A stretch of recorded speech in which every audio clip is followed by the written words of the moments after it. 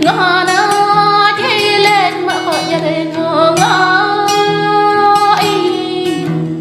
ai nó đang lên ngõ lo vô đã ai sao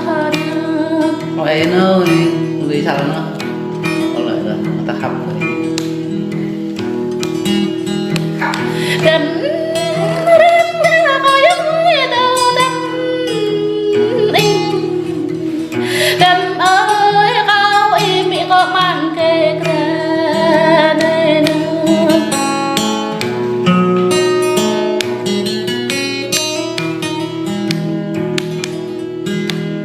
huy á nó mẹ có mang kề vẫn ấy răng có lẽ đem ơi bần chấp răng có lẽ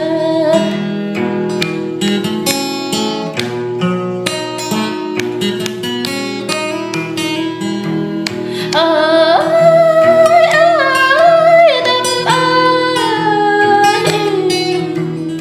về con ơi ông trong chấp về con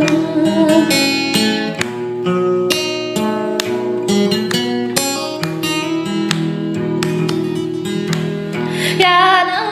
có bám đời ở tờ ya đêm nó có ý ya ba hao đêm về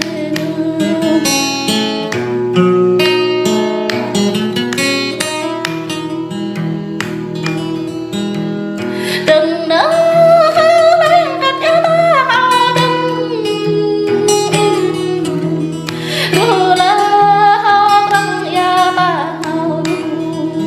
đêm ơi